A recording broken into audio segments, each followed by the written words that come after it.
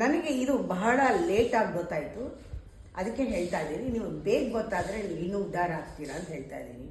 ನನಗೇನು ಗೊತ್ತಾಯಿತು ಅಂದರೆ, ಕಮ್ಮಿ ಮಾತಾಡಿದಷ್ಟು ಮೈ ವರ್ಡ್ಸ್ ಅದು ಮ್ಯಾಟರ್ ಆಗುತ್ತೆ, ತಗೊಳ್ತಾರೆ ಸುಮ್ಮನೆ ಮಾತಾಡೋಕ್ಕಿಂತ ಅಂತ ಗೊತ್ತಾಯಿತು. ತುಂಬ ರೀಸೆಂಟಾಗಿ ಗೊತ್ತಾಯಿತು. ಆಮೇಲೆ ಎರಡನೇದು, ಪರ್ಸ್ನಲ್ಲಾಗಿ ತೊಗೊಳ್ಬಾರ್ದು ಅನ್ನೋದು ಚೆನ್ನಾಗಿ ಗೊತ್ತಾಯಿತು. ಯಾವುದೂ ಪರ್ಸ್ನಲ್ಲಾಗಿ ತೊಗೊಳ್ಬಾರ್ದು. ಮೂರನೇದು ನನಗೆ ಗೊತ್ತಾಗಿದ್ದು, ನನ್ನ ಬಗ್ಗೆ ಯಾರೂ ಯೋಚನೆ ಮಾಡಲ್ಲ, ನನ್ನ ಬಗ್ಗೆ ನಾನೇ ಯೋಚನೆ ಮಾಡಬೇಕು ಅನ್ನೋದು ಗೊತ್ತಾಯಿತು. ಯಾರೂ ಮಾಡಲ್ಲ ನಮ್ಮ ಬಗ್ಗೆ ಯೋಚನೆ, ನಮ್ಮ ಮೇಲೆ ಮಾತಾಡ್ಕೋಬೋದು, ನಮ್ಮ ಬಗ್ಗೆ ನಾವೇ ಯೋಚನೆ ಮಾಡಬೇಕು. ಆಮೇಲೆ ಪ್ರಾಬ್ಲಮ್ ಬಗ್ಗೆ ನಾನೇನಾದ್ರು ಫೋಕಸ್ ಮಾಡಿದ್ರೆ ಪ್ರಾಬ್ಲಮ್ ಜಾಸ್ತಿ ಆಗುತ್ತೆ ಅಂತ ಗೊತ್ತಾಯಿತು.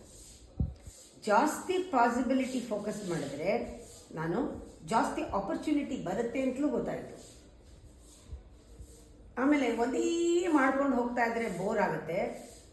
ಅದೇ ಮಾಡ್ತಾ ಇದ್ರೆ ಗೊತ್ತಿಲ್ಲದೆ ಇರೋದನ್ನೇನಾದರೂ ಮಾಡಬೇಕು. ನಾನು ಇಂಟ್ರೆಸ್ಟ್ ಬರೋಕ್ಕೆ ಲೈಫ್ನಲ್ಲಿ.